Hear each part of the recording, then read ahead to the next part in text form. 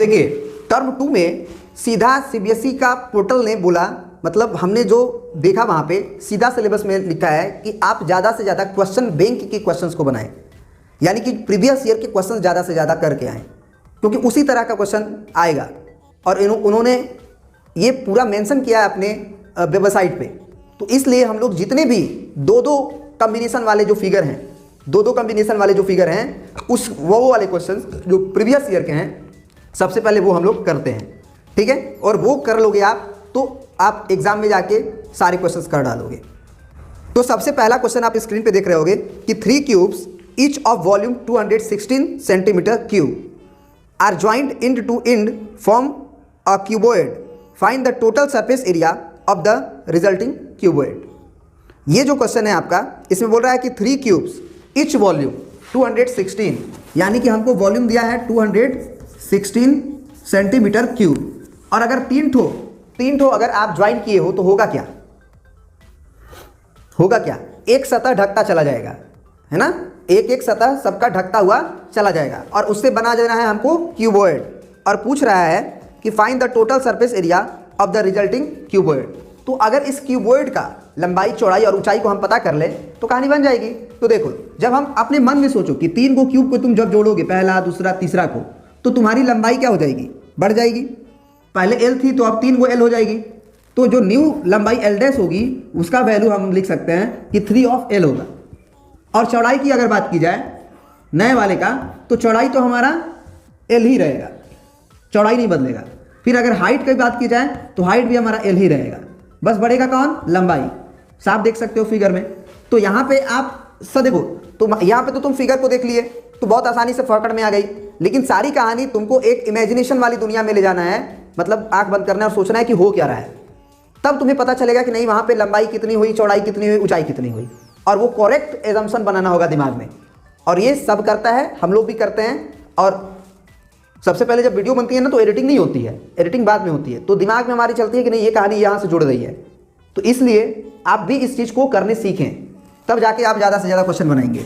क्योंकि 3D figure है ना सारे, एक 2D में कैसे बना सकते हो, हम क्यूब को कैसे बोर्ड पे बना सकते हैं एक्चुअल में, उसका एक फोटो बना सकते हैं जिसका कुछ कुछ साइड दिखाई दे, हर फेस को थोड़ी एक साथ देख सकते हैं। चलिए, तो ये हमारा हो जाता है volume of cube, L cube होता है, तो वो हो गया 216। तो इसका मतलब ये हुआ कि L बराबर हो गया अंडर रूट, यानी कि L का क्यूब है तो ये हो गया 6 का क्यूब। तो इसका मतलब L का वैल्यू तुम्हारा हो गया 6, यानी कि जो नया वाला L डैश है वो हो गया आपका 18, और B तुम्हारा हो गया ये 6, और H डैश भी क्या हो गया तुम्हारा 6। तो अब जो सरफेस एरिया हो जाता है, total surface area of cuboid, वो तो हो जाता है 2 × LB plus BH plus HL।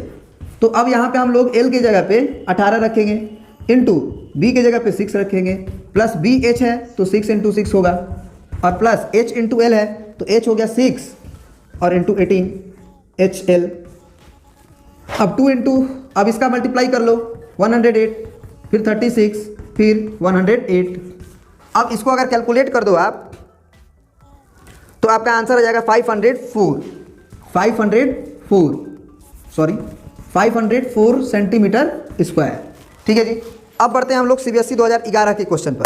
देखिए अगला क्वेश्चन जो है वो सीबीएसई 2011 में पूछा है ना, सीबीएसई 2011 में पूछा है।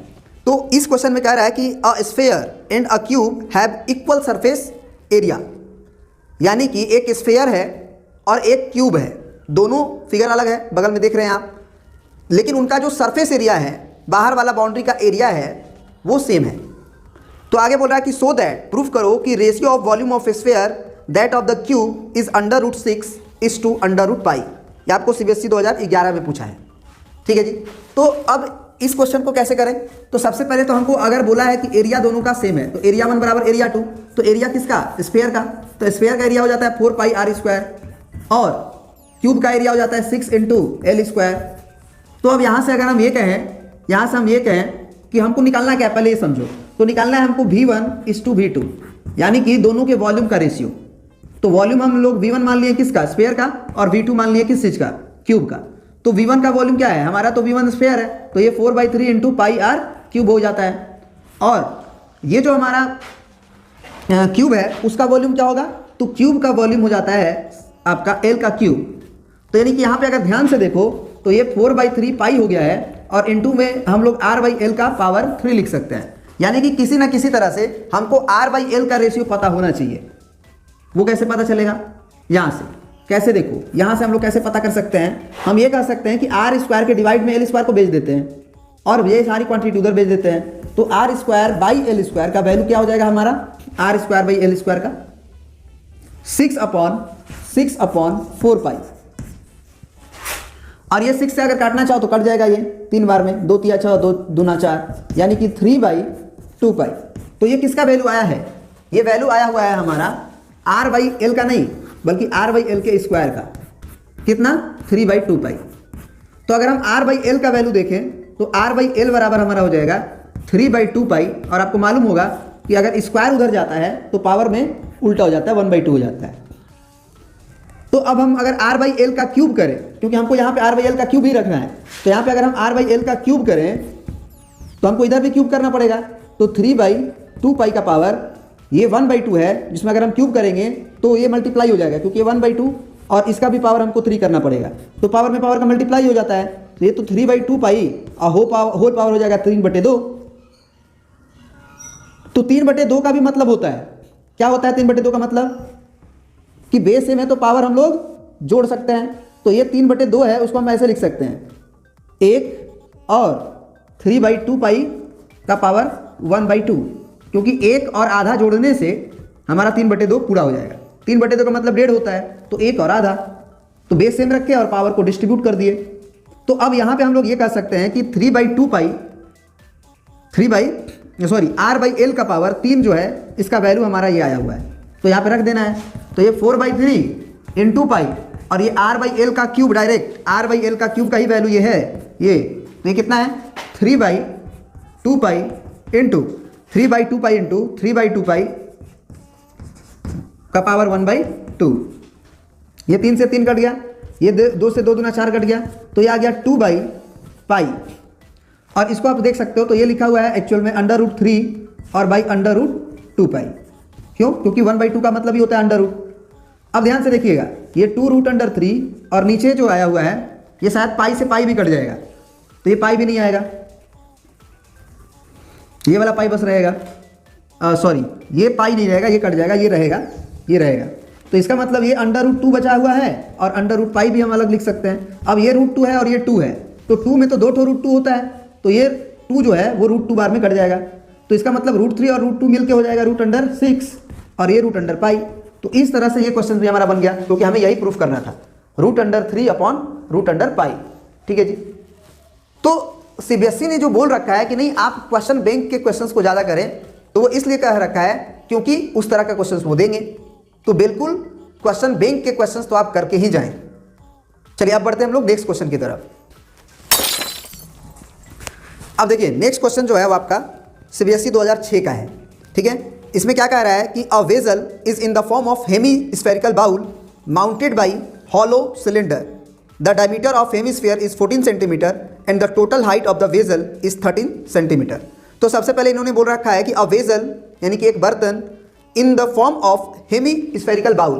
तो हेमी स्फेरिकल आप फिगर को भी बनाने सीखें, है ना, ये आपका हेमी स्फेयर हो गया और एक हेमी स्फीयर पे माउंटेड है। माउंटेड का मतलब रखा गया है, क्या? तो एक सिलेंडर, सिलेंड्रिकल चीज। ठीक है, ये रखा गया hemisphere bowl mounted by a hollow cylinder. The diameter of hemisphere is 14 centimetre. तो इसका मतलब जो हेमिस्फीयर था उसका डायमीटर यानी कि यहाँ से लेके यहाँ तक, तो अगर डायमीटर हमको दिया है तो हम रेडियस निकाल सकते हैं। और एक और बात याद रखना, बहुत ही इंपॉर्टेंट बात बता रहे हैं, बहुत इंपॉर्टेंट बात, ये भी तुम्हारा ये रेडियस ही हो जाता है हेमिस्फीयर का, क्योंकि हेमिस्फीयर चारों तरफ से तो रेडियस ही होगा, जितना भी कॉर्नर छुएगा वो, तो नीचे की तरफ भी जाएगा तो वो रेडियस ही रहता है।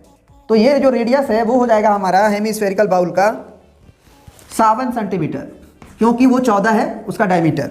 अब इन्होंने बोला कि and the total height of the vessel, देखो सुनो बहुत ध्यान से, total height of the vessel यानी कि यहां से लेके यहां तक का हाइट हमें दिया हुआ है, कितना? तो वो दिया हुआ है 13 सेंटीमीटर। तो अब देखो यहीं पे बच्चे कंफ्यूज हो जाते हैं, है ना, जो पूछता है उसमें कैसे कंफ्यूज होते हैं। देखो इन्होंने पहला पूछ रखा है कि find the capacity of the vessel, मतलब वॉल्यूम, और दूसरा पूछा है कि the inner surface area of the vessel, यानी कि अंदर जो सतह दिखाई दे रहा है उसका सरफेस एरिया। इस तरह का क्वेश्चन अगर आप करके जाओ ना एग्जाम में तो सारे क्वेश्चंस बन जाएंगे आपसे, किसी भी तरह का क्वेश्चन है, बहुत ही बेहतरीन क्वेश्चन है। अब अगर इन्होंने अगर इसका वॉल्यूम पूछा है तो वॉल्यूम का मतलब क्या, पूरा अंदर कितना उस बर्तन में जगह आ जाएगा, है ना। तो कैपेसिटी ऑफ, देखना ध्यान से हम क्या लिखने जा रहे हैं, capacity of vessel is equal to, क्या लिखेंगे, एक तो हेमिस्फेरिकल बाउल के अंदर जितना जगह है, यानी कि वॉल्यूम ऑफ, क्या लिखेंगे, volume of hemispherical bowl bowl plus volume of hollow cylinder,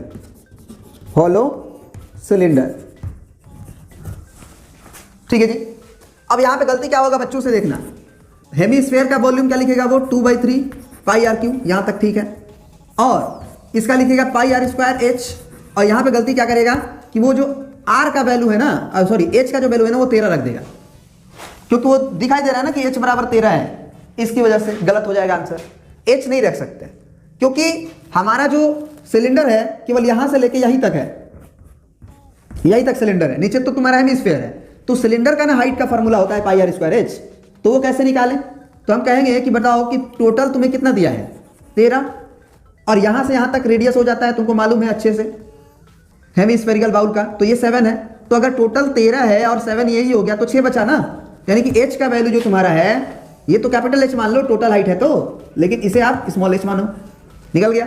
अब वैल्यूज को रख दो, तो इन्होंने पाई का वैल्यू रखने के लिए क्या बोला है, जब पाई का वैल्यू कुछ भी नहीं बोला है तो हम लोग 22/7 को रख के बनाएंगे आगे, ठीक है। तो यहाँ पे आप कॉमन्स वगैरह भी देख सकते हो, यहाँ पे पाई कॉमन दिखाई दे रहा है, आर स्क्वायर कॉमन दिखाई दे रहा है, तो यानी कि यहाँ पे बचेगा 2/3 और आर बचेगा, और plus pi r square common है तो एच बचेगा। तो अब यहाँ पे पाई का वैल्यू हम लोग 22/7 रख देते हैं, रेडियस हमारा 7 है तो 7 × 7 हो गया, और ये आपका 2/3 और इंटू रेडियस का वैल्यू हमारा 7 है, और प्लस एच का वैल्यू हमारा 6 है। अब ये 7 से 7 गया, तो यानी कि 22 × 7, और यहाँ पे हम लिख सकते हैं 7 दूना के 14/3 और प्लस 6/1, तो एलसीएम लेना है, तो 22 × 7 और एलसीएम हो गया हमारा 3, और ये हो गया 14 प्लस 6 3 18, तो इसको जोड़ दीजिए 32 होगा ये वाला, और 22 ये तो 22 × 7 रहेगा, तो इंटू में गुना कर दो, 7 दूना के 14 और 7 दूना के 14 और 1 15, 154। अब इसका जब मल्टीप्लाई कर लोगे आप तो इसका मल्टीप्लाई से जो आंसर आएगा वो आ जाएगा आपका, और डिवाइड भी करना है 3 से, ठीक है जी, डिवाइड भी करना है 3 से, तो ये हो गया 1642.67 सेंटीमीटर क्यूब। मल्टीप्लाई डिवाइड तो आप कर ही सकते हो, ठीक है जी। अब बढ़ते हैं हम लोग नेक्स्ट क्वेश्चन की तरफ, अब बढ़ते हैं हम लोग इसके नेक्स्ट पार्ट की तरफ। दूसरा पार्ट में पूछा था कि the inner surface area of the vessel, इस वेजल के अंदर, क्योंकि सिलेंडर हॉलो है, खाली है, अंदर खोखला है, तो इसके अंदर का जो सरफेस एरिया होगा वो कितना होगा। तो देखो अंदर का सरफेस एरिया का मतलब हुआ कि आप अंदर घुसो और देखो कि तुम्हें क्या क्या दिखाई देगा, किस तरह का सरफेस दिखाई देगा। तो अगर यहाँ से अगर इसके अंदर देखोगे, झाँकोगे, तो तुम्हें एक नीचे एक हेमिस्फेरिकल चीज़ दिखाई देगा, तो हेमिस्फेरिकल चीज़ जो दिखाई दिया उसका ऊपर का तो सरफेस है नहीं क्योंकि वो खोखला है, तो यानी कि हेमिस्फेरिकल बाउल का कर्व सरफेस एरिया दिखाई दिया, और ये जो सिलेंडर है इस सिलेंडर का कर्व सरफेस एरिया दिखाई दिया। तो हम क्या लिख देंगे फॉर्मूला, या inner surface area of vessel लिख देंगे, inner surface area of vessel is equal to curve surface area of या lateral surface area of cylinder plus lateral surface area of क्या, हेमिस्फेयर। तो अब लैटरल सरफेस एरिया का मतलब हो गया कि 2πRH और प्लस 2πR स्क्वायर। अब यहां से आप 2π सीधे देख रहे हो कॉमन, R भी दिख रहे हो कॉमन, तो 2πR कॉमन अगर हो गया तो यहां पे बचा H, यहां पे बचा 2πR स्क्वायर में का 2πR बचा, यानी कि 2 × 22/7 इंटू रेडियस का वैल्यू 7, और ये H याद रखना, ये मत रख देना क्योंकि ये जो H है वो केवल सिलेंडर का है, तो यानी कि ये 6 और प्लस रेडियस का वैल्यू 7, तो हाँ अब ये जोड़ के 13 हो जाएगा, तो यानी कि 22 दूना के 44 और इंटू ये 13 है ना, तो 13 चौके 52 को 2 हाथ में लगा 5, 13 चौके 52 और 5 57, यानी कि 572 सेंटीमीटर स्क्वायर, ये हो गया आंसर। अब बढ़ते हैं हम लोग नेक्स्ट क्वेश्चन की तरफ। अब देखिए अगला क्वेश्चन जो है वो CBSE 2015 में पूछा गया है। वो क्या कह रहा है कि a solid wooden toy is in the form of hemisphere surmounted by a cone of same radius. तो सबसे पहले आप एक काम करें, एग्जामिनेशन में आपको फिगर तो बना के देगा नहीं, तो फिगर अगर बना के नहीं देगा तो फिगर आपको बनाना है, तो एक लाइन पढ़ो और उतना क्वेश्चन का फिगर बना डालो, फिर आगे पढ़ो, फिर आगे बनाओ। तो इन्होंने बोला है कि अ सॉलिड वुडन टॉय, यानी कि एक सॉलिड वुडन का मतलब पूरी तरह से सॉलिड का मतलब होता है कि अंदर बाहर मटेरियल भरा हुआ है, खोखला नहीं है वो।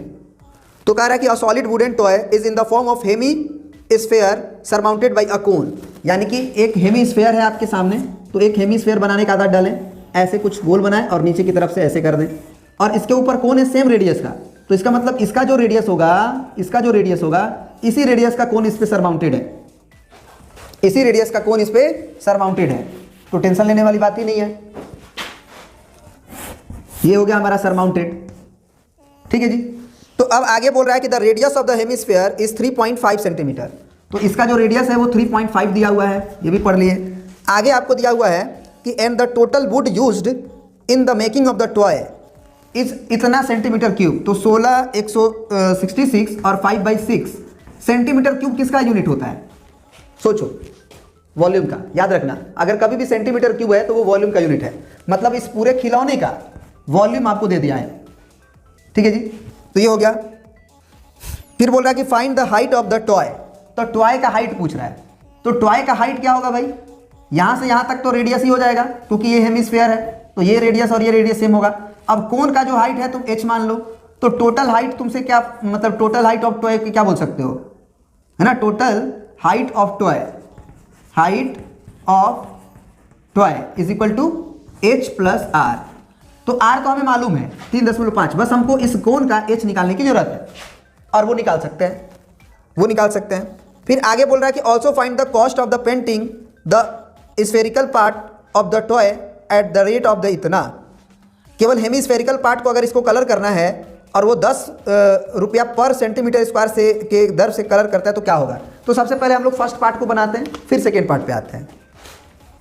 हम यहाँ पे क्या कर सकते हैं, वॉल्यूम की बात है तो हम वॉल्यूम ऑफ टॉय क्या लिख सकते हैं, volume of toy is equal to volume of cone plus volume of hemisphere, यही होगा।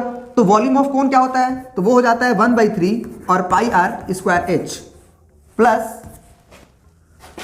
इसका वॉल्यूम क्या हो जाता है, तो 2/3 और πr³, ये हो जाता है। तो यही चीज तो हमें ये दिया है, वॉल्यूम ऑफ टॉय। तो ये कितना हो गया, ये मल्टीप्लाई करके जोड़ा जाता है, तो जोड़ लो, 166 × 6 करोगे तो ये 36, ये 36 और 3 39, और 39 हो गया, तो फिर 3 बचा, तो ये 6 और 3 9, और प्लस में 5 जोड़ोगे तो यानी कि ये हो जाएगा 96 और 5 1001 हो जाएगा, नहीं 6 5 11 9 1 10 9 1 10, सॉरी 1001 हो जाएगा। तो ये हो गया 1001/6, क्योंकि इसका मल्टीप्लाई करके इसको जोड़ते हैं और डिवाइडेड बाई 6 लिखते हैं। अब यहाँ पे कॉमन वगैरह जो है वो ले लो, आप कॉमन वगैरह जो है वो ले लो, तो 1/3 कॉमन दिखाई दिया, पाई कॉमन दिखाई दिया, r² कॉमन दिखाई दिया, तो यहाँ पे क्या बचा, 1/3 πr² ले लिया तो h बचा, प्लस 1/3 ले तो 2 बचा, पाई ले ही चुके हो, r में का r बचा, और इजिकल टू 1001/6। तो वैल्यूज रखो, 1/3, पाई का वैल्यू 22/7, और रेडियस का स्क्वायर का मतलब 3.5 × 3.5, और h प्लस 2r, तो h तो मालूम नहीं है और 2r निकाल सकते हैं। 2r का मतलब हो गया कि 35 दूना के 70, तो 7.0 है ना, 7.0, 35 दूना के 70 हुआ तो 7.0 यानी कि 7 लिख दो, तो ये वैल्यू हो गया 1001/6, ठीक है जी। तो यहाँ पे हम लोग अब वैल्यूज को निकाल सकते हैं। सबसे पहले तो ये डिवाइड कर दो, 7 से कट जाएगा 0.5 बार में, ठीक है। अब ये देखो, ये 3 से ये 6 कट जाएगा 2 बार में, यानी कि ये कितना हो गया, 22 × 5 = 110, यानी कि 11 हो जाएगा, क्योंकि दशमलव एक अंक के बाद है, और इंटू 3.5, और ब्रैकेट में हो गया h + 7, और इज इक्वल टू ये हो गया आपका 3 से काटे तो 2 बचा हुआ है, तो 1001/2, ये चीज 1001/2। थोड़ा सा सिंप्लीफाई करने में ध्यान देने वाली बात है कि कैसे किया जा रहा है, नहीं तो आप गलत करते रहोगे। अब ये मल्टीप्लाई कर दो आप, या फिर उसको उधर भेजो, तो h + 7 is equal to 1001 divided by 2 into, नीचे में दोनों जाएगा तो 1 बाई ये 3.5 और इंटू 11, तो क्या ये 11 से कट सकता है? बिल्कुल कटेगा। तो 11 से काटो, 11 9 99, 100 से 1 बचा, तो 1 और 1 11 एकम 11, ठीक है जी, ये कट गया। अब ये 35 से कट जाएगा क्या, 7 से कटता है, 13 7 91, तो 7 से तो कट ही जाएगा। तो ये 7 5 35 हुआ, और ये 7 से कटेगा तो 7 एकम 7, 7 21 13 हुआ, यानी कि ये 5 दूना के 10 हो गया। तो ये 13 बटे में 5 दूना के 10 और एक अंक के बाद दशमलव यानी कि 13, यानी इस तरह से हमारा h प्लस 7 का वैल्यू 13 आया। तो h का वैल्यू हमारा 6 हुआ, यानी कि हाइट हमारा जो हो गया वो आपका किसका, केवल और केवल कौन का। तो हमसे तो टोटल हाइट ऑफ टॉय पूछा है, तो वो तो h प्लस r होगा। तो h कितना आया है 6 और r है 3.5, यानी कि 9.5 9.5 सेंटीमीटर, ये टॉय का हाइट हो गया। हाइट ऑफ द 9.5 सेंटीमीटर हो गया। अब इन्होंने पूछा है कि find the cost of the painting the hemispherical part of the toy at the rate of 10 rupees पर सेंटीमीटर स्क्वायर। तो हेमिस्फेरिकल पार्ट को अगर केवल कलर करना है तो यानी कि कर्व सरफेस एरिया ऑफ क्या, हेमिस्फेयर, क्योंकि सॉलिड है ना फिगर, अंदर जाके थोड़ी कलर कर दोगे, बंद है पूरी तरह से। तो अगर हेमिस्फेरिकल पार्ट को ही कलर करना है, केवल इसी भाग को कलर करना है, तो वो हो जाएगा आपका उसका एरिया हो जाता है 2 पाई आर स्क्वायर। और ये तो हो गया मतलब क्या, एरिया, लेकिन 1 सेंटीमीटर स्क्वायर का वो कितना रुपया चार्ज कर रहा है, 10 रुपया चार्ज कर रहा है। तो इतना एरिया को चार्ज करेगा, मतलब इसको हम 10 से गुना कर देंगे, तो ये हो गया 2 इंटू 22/7 और इंटू आर स्क्वायर का मतलब हो गया 3.5 इंटू 3.5 और इंटू 10, 7 5 35, ठीक है जी।